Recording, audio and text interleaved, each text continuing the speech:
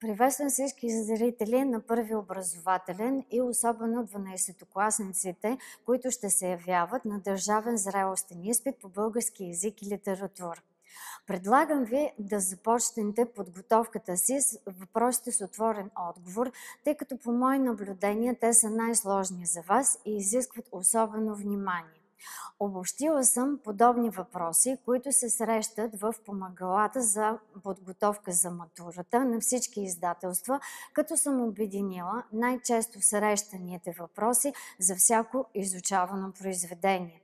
Отговорите са предложени от авторите на сборниците, а където е необходимо, аз ще правя свой коментар, за да направя подготовката ви по-лесна и приятна. Нека да започваме. Първата тема, с която започва обучението по литература в 11 клас, е родното и чуждото.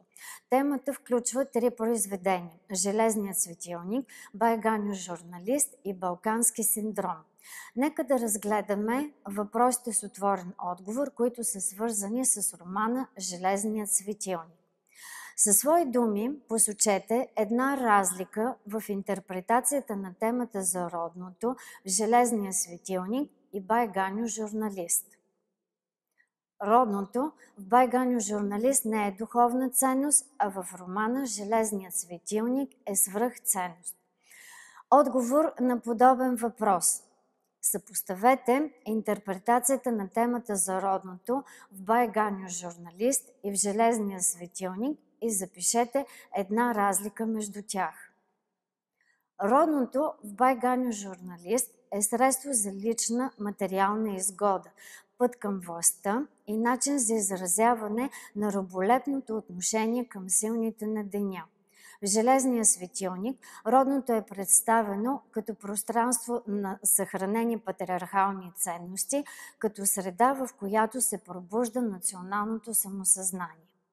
Ако използвате този вариант за отговор, бих ви посъветвала да съкратите първата част, свързана с коментара на Бай Ганьо журналист, и да оставите само родното в Бай Ганьо журналист е средство за лична материална изгода, път към властта.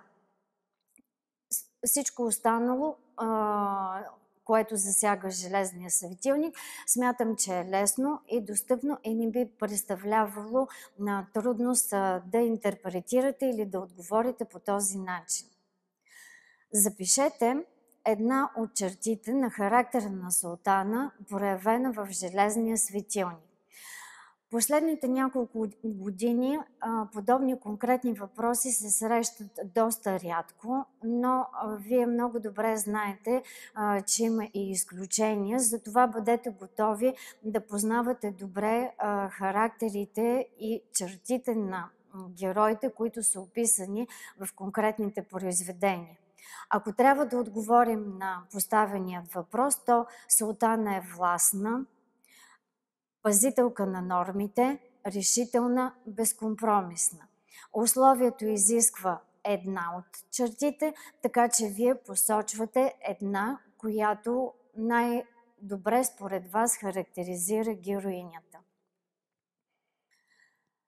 В рамките на 2-3 изречения коментирайте една разлика в начина, по който е интерпретиран образът на семейството в Железния светилник и Крадецът на праскови.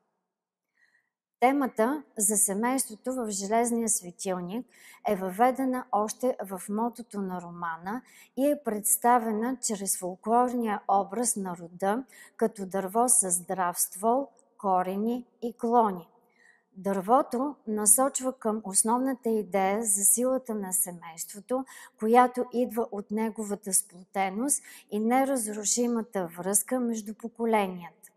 В семейството се спазват строги правила, които осигуряват устойчивостта му, а нарушаването им е грях. Полковникът и Елисавета от Крадецът на праскови нямат деца, т.е. не е изпълнена основната функция на семейството – да се гарантира продължителността на рода. Ето защо спазването на патриархалните норми от страна на Елисавета се възприема като грях към самата нея, като лишаване от правото на щастие, като духовна гибел. Нека да се върнем към въпроса. В рамките на 2-3 изречения коментирайте една разлика в начина, по който е интерпретиран образът на семейството в Железния светилник и Крадеца на праскови. Прекалено крайно ме се струва разсъждението, което предлагат авторите на помагалото за Крадецът на праскови. Тук можете да посочите всички онези особености, които вие приемате за противоположни, ако трябва да ги сравните с романа Железният светилник. Семейството на Елисавета и полковникът е доста специфично и в него вие може да откриете още множество много по-важни моменти, които да представите като отклонение от нормата, като нещо различно, като нещо, което не е характерно за семейството, такова каквото го разбираме през различните етапи от съществуването на литературата и различните видове представи, които се създават в нея. Що се касае въпроса за Железният светилник, да, разбира се, можете да използвате и мотото, може направо да се премине към изтъкване на тези патриархални традиции, които са важни и базово определящи за устойчивостта на семейството на султана и на целият род Глаушеви. Обяснете в 2-3 изречения каква е ролята на мотива за греха в Железният светилник. Мотивът за греха присъства отчетливо в Железния светилник. Чрез него се откроява отношението на патриархалното общество към всичко ново, което не е утвърдено като норма и е свързано с индивидуалният избор и личната свобода. Образите, които може да се свържат с греха, са на майстора резбар Рафи Клинче, талантливият човек, чужд, самотен, и на малката дъщеря на султана Катерина, която му се отдава и прекрачва родовия закон в името на любовта. Животът в едно консервативно общество обаче е основан на спазването на традициите и нарушаването на общоприетите норми е заплаха за рода. Ето защо грехът на Катерина и Рафи Клинче може да хвърли сянка върху доброто име на всички в семейството на султана. Именно поради това майката рискува живота на дъщеря си, обрича я на смърт и на свой ред извършва истински грях, за който поема отговорността. Обществените предразсъдъци и консервативните традиции не й позволяват да постъпи другояче. Ролята на мотива за греха в Железният светилник е много разгърнато представен в този отговор. Това, което ви съветвам е да направите, е да откроите основните важни послания, които пряко кореспондират с начина, по който вие възприемате темата за греха, и вие със свои собствени думи можете действително в рамките на 2-3 изречения да представите своето виждане, своята гледна точка по даденият въпрос. Запишете кой от героите на романа Железния светилник е назован Хаджи Серафимовата внука. Султана Глаушева. Пак съм с относителни резерви към този въпрос, тъй като последните години, отново повтарям, подобни въпроси не се падат като въпроси с отворен отговор. По-скоро може да ви се падне нещо подобно в задачите под формата на тест с избираем отговор. Посочете към кой литературен род се отнася железният светилник и запишете 2 родови характеристики на художествения текст. Литературният род е епос. Родовите характеристики на прозаическата творба. Първо, повествование, в което се открояват важни събития, свързани с драматичната съдба на героите. Сюжет, който представя взаимоотношенията и конфликтите между персонажите. Похвати за характеристика на литературни герои. Речева, портретна, действена, психологическа и други. Обръщам вашето внимание. Припомнете си още един път какво включваме под определението литературен род и каква е разликата между литературният род и литературният жанр. Обикновено във вариантите на матурата се изисква коментиране жанра на даденото произведение, но не е изключено да ви се падне и въпрос, който засяга литературните родове. Затова обърнете им внимание и не ги пренебрегвайте. Запишете 2 жанрови характеристики на железния светилник. Исторически, епически роман, семейен роман, хроник. Отговор на подобен въпрос. Запишете една характерна черта за жанра на романа, проявена в железният светилник. Сюжетното действие се разгръща в широка времева граница. Има голям брой герои, представени са различни възрастови, етнически и социални групи.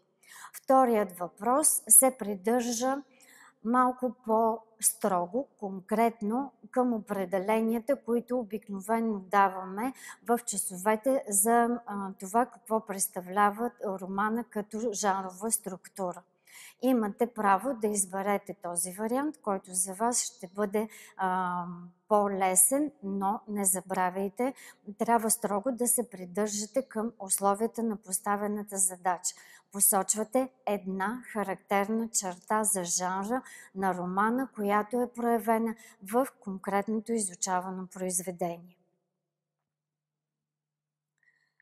В заключителния сюжетен момент на железния светилник се откроява символичната сватба в Божия храм на Рафи Клинче и Катерина, чието ликове са изобразени върху иконостаса. Защо е невъзможна тяхната любов в патриархалния свят? Катерина и Рафи Клинче са духовно разкрепостени личности, ярки индивидуалности. Те се сблъскват с непреодолими прегради в родовия свят, строги ограничения, забрани, предразсъдъци. Това прави неосъществими техните съкровени копнежи. Внимавайте при отговора на този въпрос да не се объркате с първата част, с която започва този въпрос, защото се споменава за символична сватба в Божия храм на Рафи Клинче и Катерина. Обърнете внимание как точно се случва присъствието на Катерина в Божият храм в последната част на железния светилник, защото този така зададеният въпрос може да ви отклони и вие да решите, че действително такава сватба между двамата герои е била реализирана. Придържайте се към втората част на въпроса, защо е невъзможна тяхната любов в патриархалния свят. Обърнете внимание на патриархалните норми, на традициите, на последствията, които има престъпването на тези традиции или нарушаването на традиционната норма. Мотивът за ролята на словото присъства в железния светилник и бай Ганьо журналист. Какво е предназначението на словата, изречени от Лазар пред неговите сънародници? За какво служи написаното във вестника според Ганьо Балкански. Чрез патетичните си слова Лазар изразява откровено гражданската си позиция и се стреми да въодушеви и сплоти своите сънародници, да им вдъхне вяра в собствените сили. Словесното поведение на бай Ганьо е съвсем различно. В представите на героите, написаното във вестника, е средство за лицемерно нагаждане към власт имащите и за груба разправа с представителите на опозицията и честните идеалисти. Това, което мога да коментирам е, че мотивът на словото вие трябва да го съотнесете едновременно към двете произведения – Железният светилник и бай Ганьо журналист. Тук самият въпрос с двата подвъпроса ви насочва към какво именно да се насочите. За да не изпаднете в излишни разсъждения, придържайте се строго към посочените моменти от романа, за да бъде отговорът ви максимално конкретен и аргументиран. Мотивът за изкуството се среща в Железния светилник и Балкански синдром. Как Рафи Клинче възприема творческата дейност? Коментирайте думите на героя. Работя, когато ми дойде отвътре, та празник ли е, делник ли е, не искам да знам. Какъв е възгледът на директора в Балкански синдром за същността на театралното изкуство? Разтълкувайте думите на персонажа. Сега театър ли ще правим или ще поставяме проблеми? За Резбаря изкуството е висша ценност, защото носи вдъхновение и доставя естетическа наслада. Майстора-индивидуалист е убеден, че творческата дейност, като избран начин за себеизразяване, трябва да се съобразява с традиционните норми в патриархалното общество.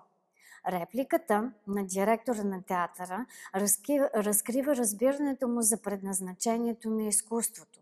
Не да представя истинското лице на живота и да разглежда тревожните житейски въпроси, а да пренася зрителите в свят, откъснат от изпълнената с проблеми действителност.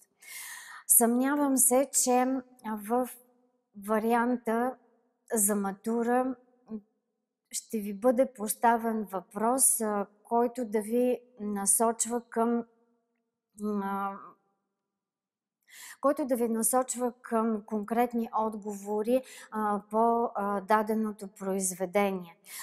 Така че ако присъства въпроса за мотива за изкуството в едно или две изречения, максимално точно и ясно представете лицето на изкуството в посоченото произведение. Ако трябва да сравните, направете това сравнение.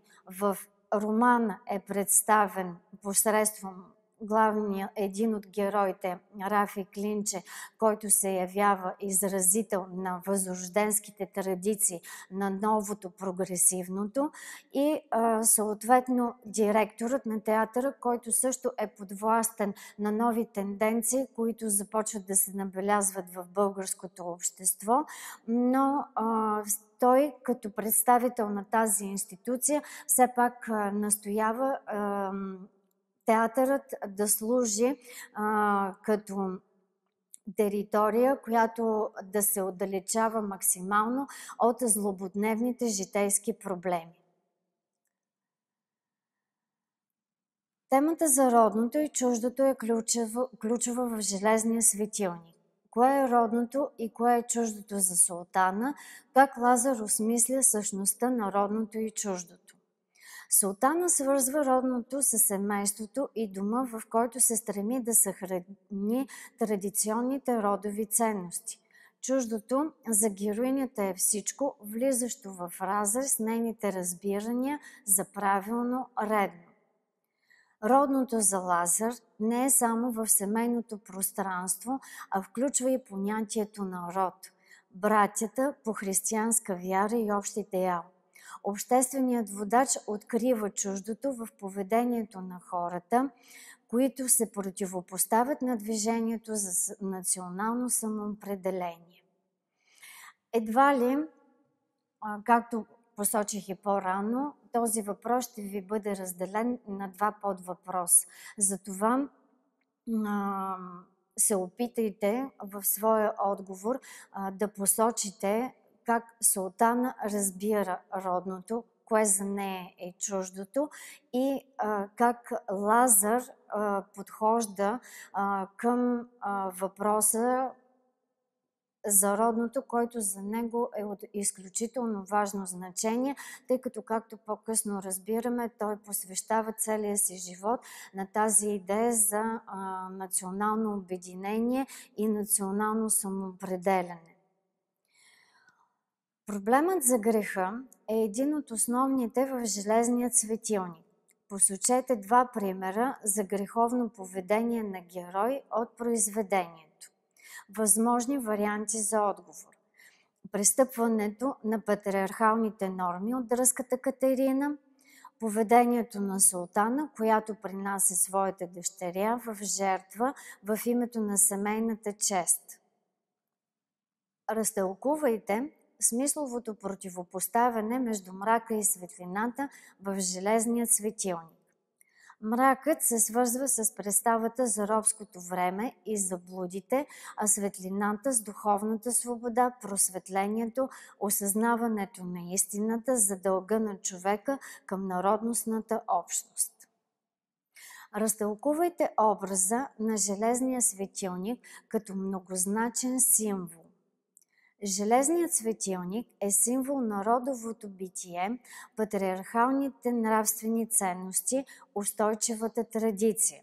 Свързва се с домашното огнище, пред което е поставен, и с приемствеността между поколенията в многолюдното семейство на Султана и Стоян. Железният светилник е знак за едно сурово време, в което колективното начало доминира над индивидуалното. Виждаме, че тук отговорът е прекрасно създаден, но едва ли вие ще успеете именно по този начин да конструирате своя собствен отговор. Затова имайте предвид всички онези значения на Железният светилник като символ и се опитайте в отговора си да бъдете максимално ясни и изчерпателни, като демонстрирате всички възможности, които притежавате и доказват владеенето на българският език и използването на езиковите средства, с които нашият език е богат. Съпоставете интерпретацията на темата за родното в Железния светилник и в Балкански синдром и запишете една разлика между тях. Балканския синдром е представен критичен, негативен образ на родното, а в Железния светилник родното е ценност, която героите трябва да отстояват. Това, което мога да коментирам, е, че Балканския синдром родното не присъства като негативен образ. Прекалено преувеличено е представянето му в тази комедия. Затова се опитайте по-скоро да се придържате към критика на родното или към някои други проявления, които вие сте открили по време на анализа на даденото произведение. Що се отнася до Железния светилник, действително родното е ценност, която героите трябва да отстояват. Имаме и подобен отговор на въпрос от друго помагало. Съпоставете интерпретациите на темата за родното и чуждото в Железния светилник и в Балкански синдром и запишете една разлика между тях. Родното в романа Железният светилник е представено чрез общността, семейно-родовата и националната, и е интерпретирано като висша ценност, а чуждото е видяно като заплаха за рода. Рафи Клинче, така и за националната общност, гръцкият архимандрит и Авраам Немтур. А голяма част от комичните ефекти в Балкански синдром са основани върху ироничното снизяване на образа на родното, както в родовия, така и в националният му аспект, докато чуждото е разкрито по-скоро като обществен напредък. Тук имам коментари върху чуждото, разкрито като обществен напредък. Обществен напредък от гледна точка на кое? Обществен напредък в самото общество, в този отказ от изучаваното произведение, ние не можем да коментираме. Ако се има предвид образа на извънземното, доколко той е представител на някакъв обществен напредък, също мога дълго да споря и да коментирам. Затова опитайте се да се ограничите до ясни и точни формулировки на това как присъства родното и как присъства чуждото в едното и съответно в другото произведение, защото нека да не забравяме, в Балкански синдром говорим за перестройката. Това е ново явление, което е непознато за обществото.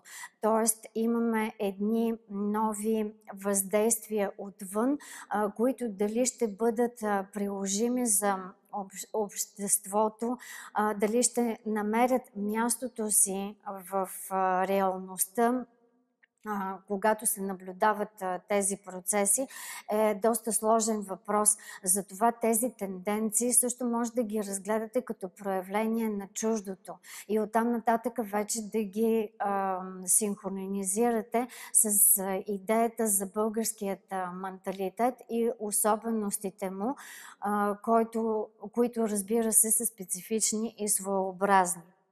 И сега няколко подобни еднотипни въпроси, които са свързани с тълкуване заглавието на Железния светилник.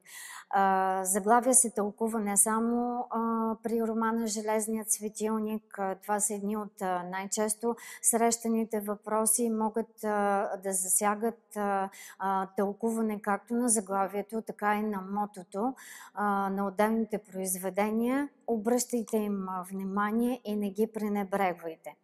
Разтълкувайте заглавието Железния светилник в контекста на творбата.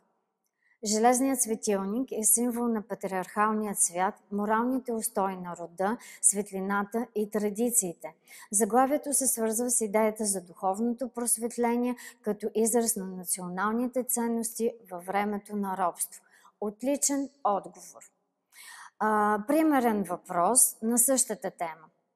В рамките на 3-4 изречения коментирайте какво е значението на заглавието на романа Железният светилник и дадени предложения. Означава устойчивост, сила и светлина в пряк и в преносен смисъл, символично представя консервативната традиция. Той е център на дома, свидетел на всичко в ежедневието, проявява се в преломни моменти. За Рафи Клинче той е символ на творчеството и на страстта. Светилникът означава и събуждането на народа. Светилникът е символ на борбата за просвета и църковна зависимост. Обръщайте внимание на изискването на заглавието. Може да се иска отговор без да е маркиран обема, но ако се изисква да бъде в рамките на 3-4 изречения, всичките тези изброени варианти вие трябва да ги свържете в един цялостен текст, който да звучи граматически правилно и цялостно завършен. Още един подобен въпрос. Разтълкувайте заглавието Железния светилник в контекста на творбата. Железният светилник е знак на старото, на традицията и патриархалната устойчивост на света. Със своята слаба, мъждукаща светлина той осветява добре познати и утвърдени стойности и строги нравствени закони, по чието повели върви плавно човешкият живот. Желязото е метафоричен образ на стабилността и ненадломността на българският род, а светлината имплицира в себе си идеята за осъзнаването, за откриването на личната и народностната идентичност. Така в романа се разгръща темата за прехода от мрак към светлина, от хаос към космос, от страха на робите към освобождението на личността от него. Доста тромав, доста обемен отговор на поставения въпрос. Ако го съкратите, според вашите знания и възможности да съставяте кратки отговори по поставен въпрос, моят съвет е да го направите. Има думи, които надали един 12-класник ще използва в своите текстове, така че за да не се объркате, за да не се налага да не изостявате подобно количество въпроси, от множеството подберете този отговор, който ще бъде най-близко до поставеният въпрос и ще изразява вашето отношение към произведението. И въпросът, който се падна в 24-та година, август месец, запишете едно значение на заглавието в Железния светилник за смисъла на творбата, като се предлагат варианти знак за пробуждането, просветлението, духовността, за устойчивостта, здравината, силата на традицията. И тук нека да обърна внимание на коментара, който прави Министерството на образованието. Към 35 до 38 задача са посочени само примерни отговори, като при оценяването се приемат адекватни спрямо условието на задачите отговори, без да се изисква дословно възпроизвеждане на дадените примерни отговори. Тоест, вие трябва добре да познавате основните идеи, основните послания, за да може да постигнете най-правилната и най-точната интерпретация не само на заглавието, но и на някои от по-важните моменти, върху които акцентира текста. Посочете една разлика в интерпретацията на темата за семейните ценности в Железния светилник и Крадеца на Праскови. В Железният светилник семейството е патриархално. Важни са не индивидуалните желания, а колективната ценност, честта и доброто име на рода. Докато в Крадеца на Праскови стремежа към лично щастие е непреодолим импулс, водещ до погазване на брачната връзка. Относително добър отговор, който ако го съкратите според вашите разбирания, ще се получи идеален вариант и няма да ви затрудни, ако ви се падне като възможен въпрос на предстоящият изпит. Запишете една характерна черта за жанра на епическия роман, проявена в Железния светилник. Обърнете внимание не на романа, а на епическият роман. Епическият роман проектира лични съдби на фона на големи исторически събития и процеси. Чрез индивидуалната съдба се представя съдбата на обществени прослойки, обхваща относително дълъг исторически процес, на фона на който се разгръщат събитията в текста и прочие. Запишете една функция на третоличното повествование в Железния светилник за смисъл на творбата. Представя разгърната поредица от събития с усложнена персонажна система от гледна точка на разказвач, който е извън описваният свят. Постига се обективност на изображението, при което се преплитат частното и обществено значимото. Тук искам да ви обърна внимание на различните видове повествование. Знаете, че може да имаме аз-повествование, тогава когато говорещият е участник и свидетел на събитията. Трето, личното повествование, което представя погледа на всевиждащият, всезнаещият разказвач и който се намесва в онези моменти, които не могат да бъдат представени от самите герои или в диалога между тях. Също така имаме още една форма на изказ. Това е второличната форма, която се свързва с диалогичността.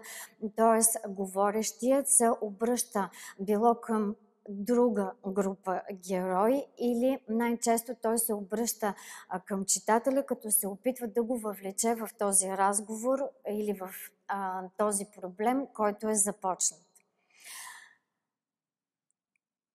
В рамките на 3-4 изречения коментирайте диалога между Железния светилник и Подигото на тема миналото и паметта. Двата романа конструират представата, че Възраждането е този върховен момент в българската история, в който българите са постигнали духовно обединение в борбата си за отстояване на националната си идентичност и духовната си независимост. Като образец си Подигото и Железния светилник възкресява процесите във Възраждането ни, но двата романа се съсредоточават върху различни етапи и събития от него.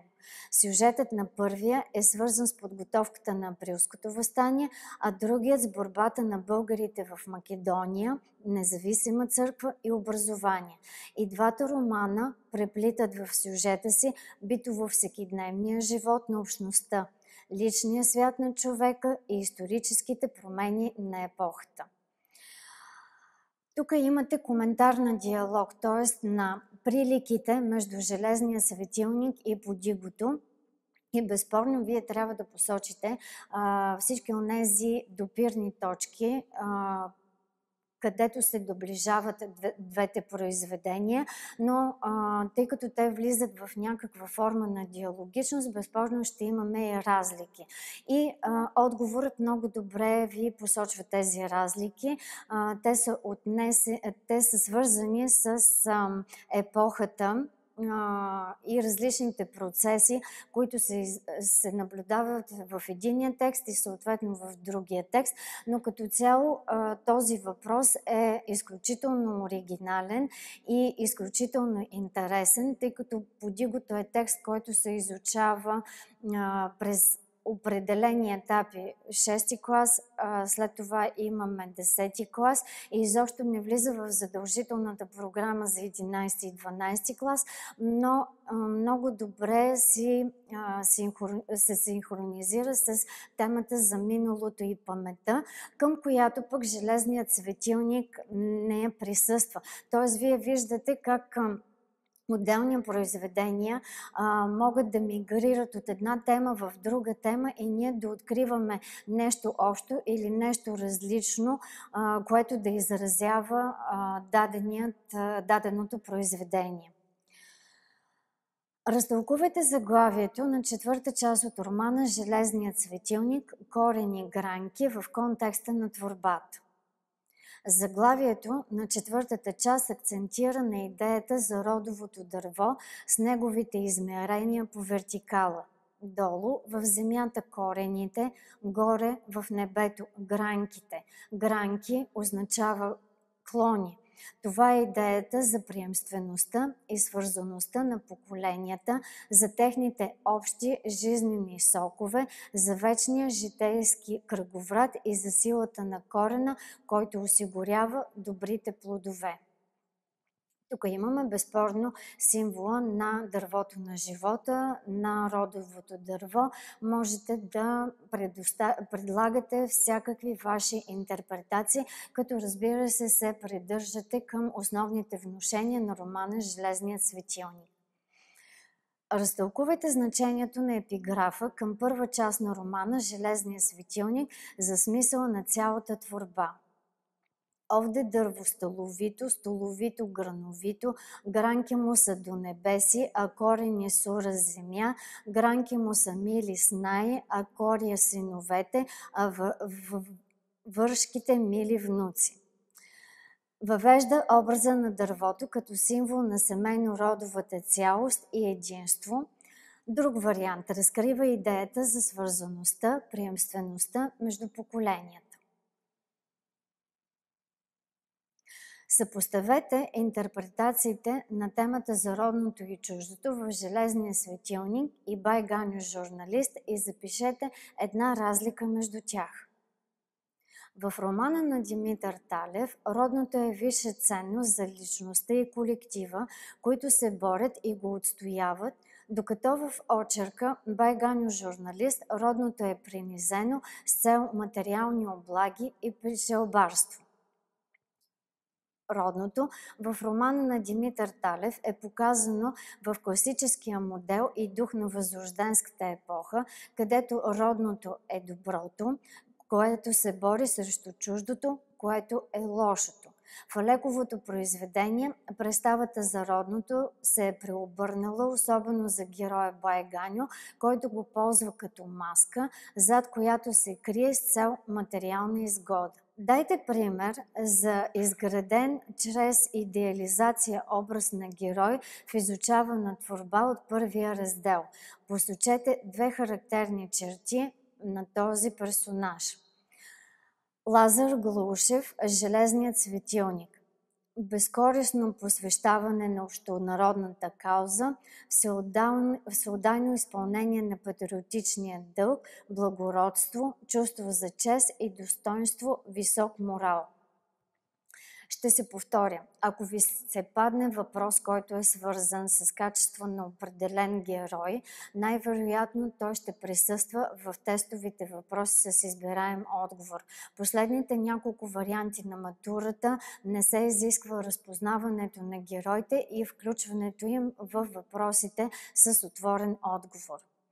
Ако Рафик Линче е герой на промяната, на търсенето и на риска, запишете кой герой от Железния светилник е негова противоположност. Султана.